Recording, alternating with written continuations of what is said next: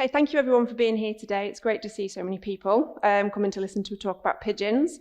Just a trigger warning, there are images of dead pigeons in this presentation, so just a heads up. So my name is Sam. I've been passionate about rescuing pigeons for the last 7 years. In 2018, I founded a de-stringing group in York to teach people how to catch and de-string pigeons. And as I've begun rescuing, I also started learning how to rehab pigeons, as I frequently encountered sick and injured birds while I was out de-stringing. And there were so few local resources about to care for them. So over the years, in addition to rehab, I've also been involved with rescuing pigeons trapped in supermarkets, collaborating with property management companies to free pigeons from abandoned buildings, save birds entangled in netting. I've also organised and participated in protests against Tesco and at York Station, and I've also organised SAB events to pigeon and pheasant shoots. I was also invited to appear on the Jeremy Vine show to discuss the cruelty of pigeon culling and promote alternatives. And additionally, I offer advice on pigeon welfare and behaviour to businesses. And of course, that's all on a voluntary basis. Throughout this journey, I've met some incredible, dedicated advocates and formed lasting friendships. However, I've also witnessed some of the harshest cruelty towards pigeons. So last year, I decided to start advocacy for pigeons to expand my efforts in education, activism, and outreach, because I think there's a significant need for this work within our animal rights community. So I hope this presentation helps shed some light on why it's crucial to speak up on behalf of pigeons. So pigeons are amazing. So why they're so despised? They're remarkable, resilient, and adaptable creatures that have played a crucial role throughout human history. During the World Wars, pigeons saved countless lives, with 32 being awarded the PDSA Dickin Medal for gallantry. We've domesticated pigeons thousands of years ago for their remarkable abilities, for communication, even for food and for sport. Yet today we dismiss them as pests, labelling them as rats with wings and vermin. We celebrate the white dove as a symbol of peace, yet ironically we despise the very bird that embodies these qualities. So why is this? Sociologist Colin Joelmack, in his paper How Pigeons Became Rats, suggests that the perception of pigeons as pests stems from our belief that human-built environments are separate from nature in what sociologists call our imaginative geography of cities. There's a divide between the clean, controlled civilization and the wild, uncontrolled nature. Joelmack explains we carve out spaces in the concrete for trees. We invite nature in on our terms, and we dislike it when the weeds grow or the grass grows through the cracks.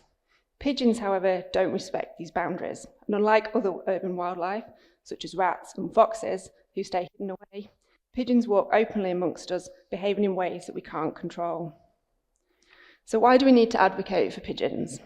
Pigeons face numerous challenges and suffer greatly due to human actions and negligence, and the issues they encounter are varied, and this list up here is by no means exhaustive.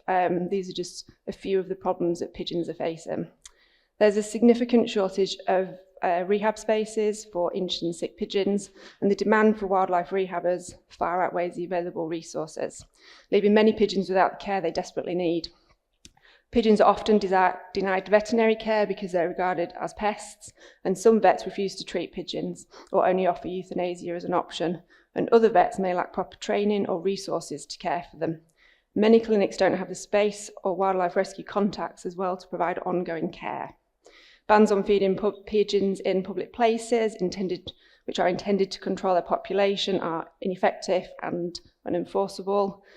A more successful solution seen in Europe is the provision of safe spaces like dovecotes, where feeding and breeding can be managed responsibly. This is a solution that is yet to be embraced here. Pigeons are also exploited by industries such as the pest control industry, pigeon racing industry, and dove releases for weddings and funerals. Thousands of pigeons, especially wood pigeons, are killed for sport, for agriculture. And then some pigeons are just killed for fun in people's back gardens. And although animal protection laws exist, they often fail to protect the pigeons. I don't have time to speak about all of these things in depth today, so I'm just focusing on 3 things, which is stringfoot pigeons, pigeon racing industry, and the pest control industry. So to start with, I'm going to speak about stringfoot pigeons. The term stringfoot is used to describe birds who have injured or missing toes or feet as a result of human hair, cotton, and just general detritus getting caught around their feet. And then de-stringing is the process of catching the pigeon, removing any cotton and hair, etc., and then releasing back to the flock. Sometimes, though, it's not possible to release them back to the flock because the injuries are so severe and debilitating that they need to go to wildlife rescue for rehab. So the two photos I've got on here are two different pigeons that I de-strung at Leeds Market. Their feet were tied together, but thankfully there was no injuries and I could just release them straight back to their family. So equipment needed for de-stringing: you need bird seed because you need to feed in order to be able to catch. You need nail scissors, tweezers, seam picker, a wound spray, a tea towel and hand sanitizer. And these photos here show a young pigeon that I rescued from York train station. They'd fallen out of their nest but had no idea where the nest was, so we had to take them into rescue. Both feet were entangled in human hair, and it's likely that their adults had used hair for nesting material. Pigeons also use cable ties, electrical wires, twigs, things like that for nesting material because it's all they've got access to.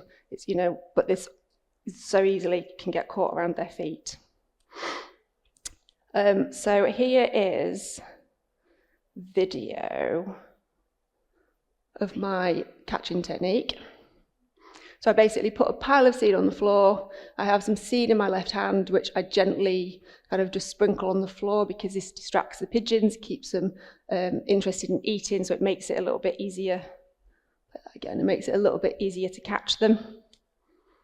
Sometimes, though, you have to kind of wait for quite a while. Key really is to be patient. Don't try and grab the pigeon if they're not quite close enough, because you may only get one chance, and after that, you're not going to be able to catch them. So once you've caught the pigeon, you can cover their face as this keeps them calm.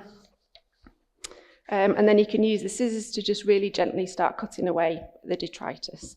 And then use tweezers to gently unravel the cotton, but just be really, really careful because you shouldn't pull at the cotton, because if you pull it, you can inadvertently tighten it, which could cause more pain and cause bleeding. So not all pigeons can be de-strung on the street and released. Some do need to be taken into rescue for treatment. This is a pigeon that I rescued earlier this year. Amazing really how they've managed to survive with that injury, but they've just kept going. Sadly, it wasn't possible to save that foot, so that had to be amputated, but they've recovered well post-op and are now living at a pigeon sanctuary just outside York. So that is a really, really, really brief introduction into stringfoot pigeons and catching. I am running a meetup tomorrow, so if you'd like to learn more about this, please do come along. The meetup is on the app, and I think there's still a couple of spaces left for that. So next up, I'm going to talk about pigeon racing. So why is pigeon racing cruel? Because pigeons are exploited. They are pushed to fly long distances, over hundreds of miles. The races are physically demanding, and not all pigeons have the stamina or the health to withstand the conditions of racing. This can lead to injuries and it can lead to death. Their natural behaviour is also exploited to train and to motivate them to race. Racing pigeons face numerous risks such as bad weather, predators, exhaustion or getting lost. And some pigeons may be dispatched if they return late from a race or they return injured. Pigeon racers openly admit that they don't want their pigeons back. And while some fanciers do care about their pigeons, the unfortunate reality is that many don't, and unwanted racing pigeons then end up in rescues, taking up valuable aviary space for what could be otherwise used for injured and sick feral and wood pigeons. Pigeon racing also leads to overbreeding. Pigeons are bred for specific traits as speed, stamina, and appearance, with thousands being bred and sold for profit each year. A simple online search reveals numerous websites where pigeons can be purchased, and retired racing pigeons, if they've had a successful racing career, are then often kept as stock for breeding purposes. Additionally, pigeons face emotional and physical stress from being separated from their mates and their flocks during training and racing.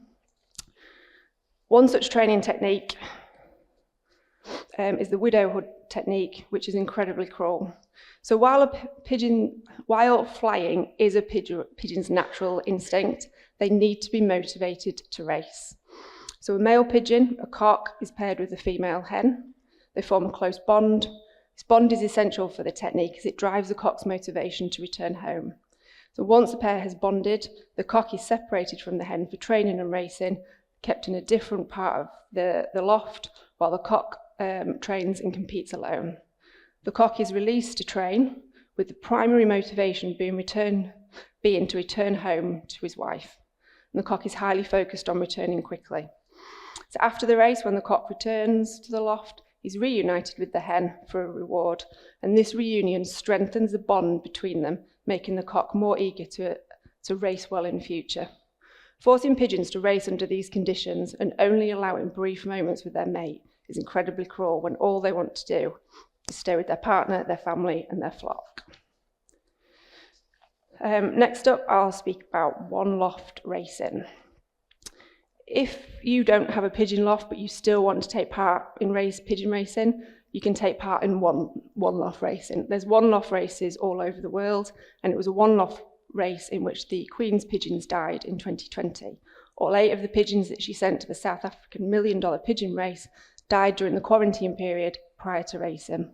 And you can win huge prize funds at these overseas races. Here in the UK, if you want to take part in a one loft race, there are quite a few, but the one I'm going to talk about today is run by the Royal Pigeon Racing Association, the RPRA. So to take part in this race, you buy or you breed a young pigeon, you send them to this one loft. They must be between the ages of 35 and 45 days old, so that this way they can be trained to know that that loft is their home. They are fed and trained by a loft manager. And for this particular race, based on 1,500 pigeons entering, you can win £35,000. The winner is the pigeon with the highest average velocity over 5 races. That's 4 hotspot races and then a final race. After the race, the pigeons are auctioned off, but some do stay for a second season. But the good news is this year's RPRA one-off race has been cancelled. So I decided to look at the 2024 stats to see kind of what the return kind of percentages were for last year. These are all available on the RPRA website. So the key information here is on the arrivals part. So if you look at under hotspot 1, 141 birds were released and 66 returned. That's 47% of those birds that were released were returned. Hotspot 2, 60%, hotspot 3, 78%, and hotspot 4, 58%, and 56% returned in the final race. The loft manager writes a blog throughout the season to keep everybody updated on progress for training. And in his blog, he stated that during the training period in June, he was training with 381 pigeons, yet only 44 were released in the final race, with 26 returning. You know, these stats are shocking. Where have the pigeons gone and what is happening to them? The racing industry says that many pigeons are lost due to bird of prey attacks. Losses could also be high because one-off races use young birds that are inexperienced at racing. Many go missing during the training stages, and many succumb to illness in the lofts because they're all kept together. Not all of them will die. Some will end up in rescue. Some will be integrated into town and city flocks. But these poor pigeons are just a commodity, and it's awful to think like what's happening to them and how much they're suffering from racing. So next up, I'll just speak about the pest control industry. So the pest control industry is built on exploitation of pest species. The pest species are exploited for profit and for the perpetuation of the industry itself.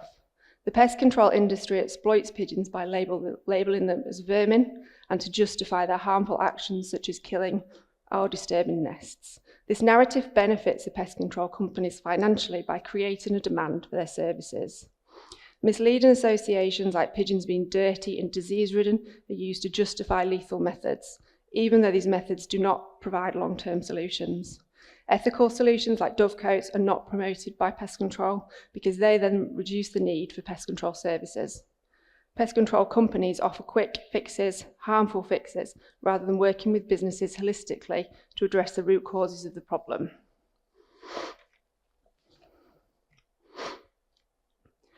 So pest control offer what they call humane deterrents, such as netting and spikes. These humane deterrents kill so many pigeons in such a cruel way they really shouldn't be called humane. Pigeons are loyal to their nesting site, so if netting is installed around a nesting site, pigeons will still try and access. So if there's any gaps in netting, the pigeons will find it and they will get behind it. Netting is supposed to be regularly maintained to make sure there's no access points for pigeons, but it's rarely maintained. And if trapped in the netting itself, pigeons can sustain horrific injuries, breaking bones, and can even die. And it can be really hard to rescue pigeons trapped in netting as well, especially if the netting is located high up. And a delay in rescuing is just going to cause an increase in suffering and often death. So this video is just very brief. This pigeon is alive. They'd been hanging there for hours. But you wouldn't know. If you'd walked past this pigeon and looked up, you probably wouldn't know that this pigeon was alive. Thankfully, one of our volunteers was able to rescue this pigeon. They weren't actually that badly injured, and a little bit of time in care, they were okay to be released. But for some rescues, where the netting is high up, you have to call on the fire brigade to rescue. It's just not possible to do it yourself. This next image, so this shows a pigeon who's died at York train station. This pigeon, along with 2 others at the same time in different areas, lay decomposing at York train station for about 70 days. It could have been longer. Both LNER and the pest controller were notified about the presence of the pigeons. I reported it to the station manager, I contacted head office, but they didn't take action. Pest control should have visited site as a priority to check for other trapped pigeons as well. This again, really awful image. This is from York train station. Spikes are supposed to act as a visual and physical deterrent. They are not supposed to harm pigeons. Again, they require regular maintenance. And I reported this pigeon to the station manager on the 21st of February. This pigeon is still there. Sadly, none of the pigeons that I've found have been alive, so they've had no chance of rescue. There are ongoing issues at York station. Many pigeons have died there over the years. The pest control company and LNER need to be made accountable for this suffering, and I will be publishing a call to action for help with this next week. Culling is also offered by the pest control companies for another service, So culling can include trapping pigeons and killing them.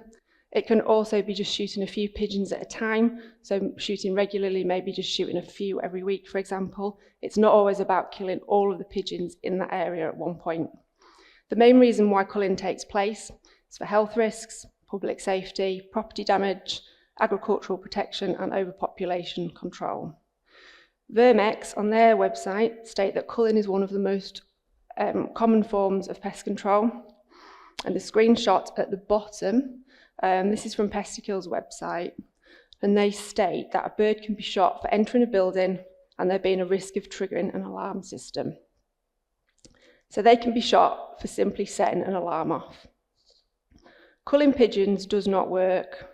Pest control companies are aware that it doesn't work, but they continue to promote it as a suitable way to reduce pigeon numbers because they can charge a lot of money for the services.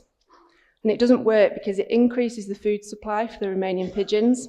So in theory, there's more food available for fewer birds. Therefore, other birds can then move in from the area because they come across this food source. And for the existing flock, if the environment is correct, they will still continue to breed and they will do so more frequently. And this can actually cause an increase in flock size to what it was pre-cull.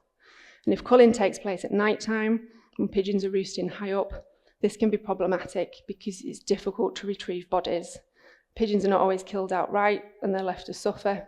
And it's just cruel because innocent animals who want to live are being murdered simply for being in the wrong place. It's unethical and it's ineffective. I did an online search for culling services and saw Pest UK advertising culling and hawking services from £120 plus VAT. So I decided to email them to ask them for some further information about these services. I explained that at my property I had 50 pigeons, they were causing a nuisance, they were pooing everywhere and I was having to clean up regularly. My neighbour insisted on feeding them. I've reported my neighbour, but they won't stop feeding, and I said, Pest UK, can you advise if culling will be effective in this problem? They replied with, Hi Steve, I'm Steve, by the way. It's one of my aliases, just one of many. If they are just roosting on the roof, then shooting is the only method that would work. My mind was blown by this. They offer no humane alternatives. They haven't even seen photos of the location. In addition, they're also trying to increase their profits by suggesting about bird-proofing solar panels, which was something I hadn't even mentioned in the email. This industry is based on making profits from killing innocent animals, and it's abhorrent. But that's how easy it is to get pest control to come out and murder pigeons. So why are they allowed to do this? How can this be legal when all birds under the Wildlife and Countryside Act are protected by law? When a bird is classed as a pest species, you're allowed to kill them under government-issued licences called general licences. A licence that the pest control often use is this GL41. So under this licence, you can kill or take permitted target species, damage or destroy nests, and take or destroy eggs of the target species.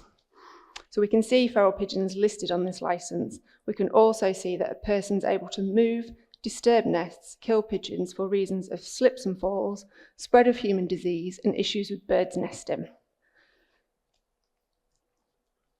If I refer back to the email sent to Pest UK, they would say that Steve's situation fits in with all of these reasons. The pigeons are pooing, so they're creating a slip hazard. There could be a spread of human disease through the build-up of poo, and then there's issues with nesting because Steve just doesn't want the pigeons there. Prior to culling, you're supposed to make sure that you've tried all other lawful methods of pest control, so netting, spikes, other non-lethal methods. But we can see under condition 1 here of the licence with the last sentence, you are not required to use those lawful methods where the methods would be impractical, without effect, or disproportionate in the circumstances. Again, this is entirely subjective. And in addition, you don't need to apply for these licenses either. You just need to say, yes, I'm adhering to the rules, and it's never inspected. So why is there so much demand for pest control services? To perpetuate their industry, they use fear-based marketing to create demand. One of the ways they do this is by spreading propaganda about diseases. And this screenshot is taken from the British Pest Control Association's website, where they state that up to 49% of feral pigeons could carry an infectious disease. So I emailed the BPCA under another alias, and I asked them what their sources were for this article. They replied, and they sent me the link to just one article, which is this chlamydial infections in feral pigeons in Europe. The data in this paper was taken between 1979 and 2007. It took place in Europe. There were no studies of UK pigeons. The paper states on average that it's 46.1% of pigeons could carry chlamydia, which is of course still a high number, but the BPCA cherry-picked a number which fit their agenda more appropriately. I've worked in rescue for years handling pigeons. I've had them in my home, poo-picked, fed and medicated them daily. I've never caught chlamydia, and neither has any of the rehabbers that I work alongside. This paper also states that culling does not work, and it can be difficult to ascertain if some chlamydia infections are caused by pigeons, as other free-living birds can carry it. But the BPCA failed to mention this other information.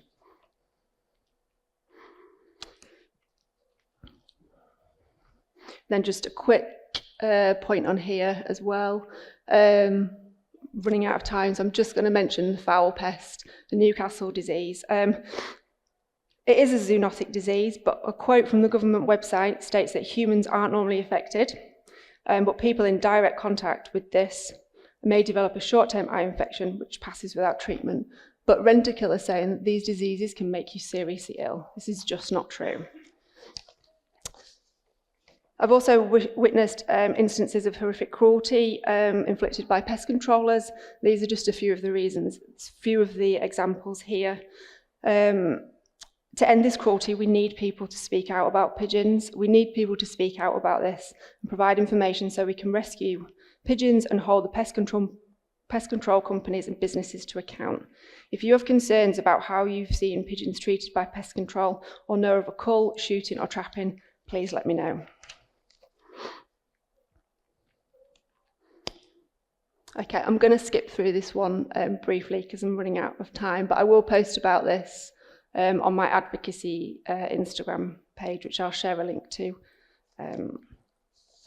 I'll share a link to at the end. So, how can we advocate for pigeons? Here's just a few really simple ways. Learn how to catch and de-string.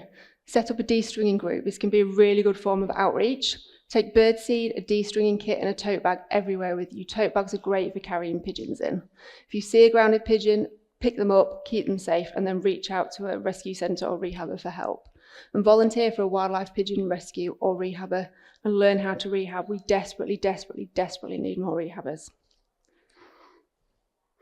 Use your social media platforms to share pigeon content.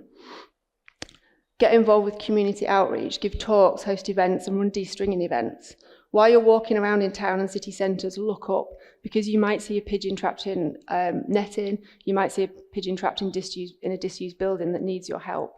So always, always look up. And set up a pigeon social club. Last month I set up the very first social club in Huddersfield, and from this we've now set up a de-stringing group in Huddersfield, which is brilliant. And my aim with the social clubs is to bring rehabbers, activists, de-stringers and all pigeon lovers together to build up a community in an area. The next social club is in York on the 12th of April. If anyone's in York that day, you are of course more than welcome to come. And add pigeons to your agenda.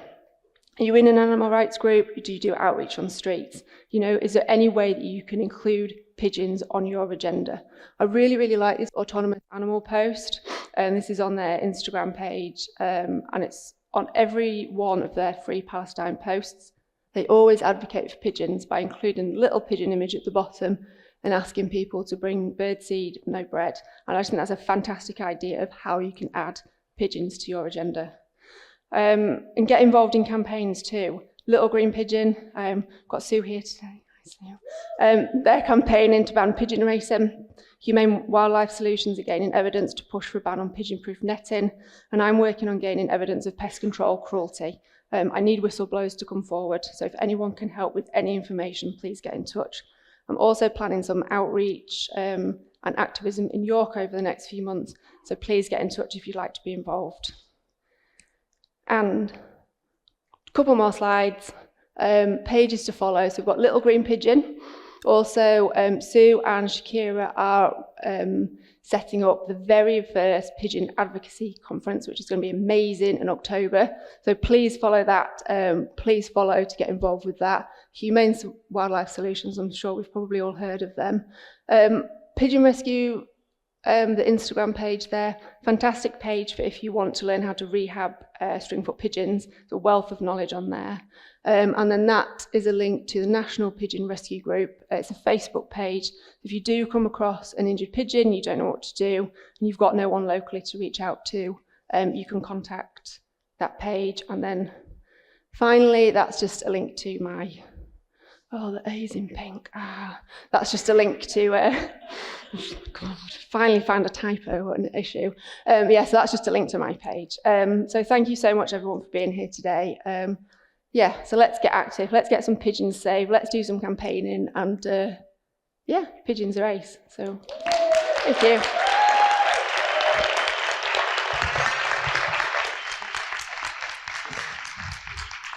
Samantha, we have time for just one question. How is the bird flu situation impacting pigeon rescue? It's causing problems because organisations such as the RSPCA and also vets are advising people not to pick up injured birds in their garden, for example. So this is having a knock-on effect with actually being able to rescue pigeons. I can understand that you need to be careful when there's a risk of a zoonotic disease, but it's having massive, massive implications. It also is causing problems because some vets now will not take in will not admit pigeons for triage. They simply won't see them. So yeah, it's having huge implications. Yeah. Thank you again, Samantha. Thank you very much.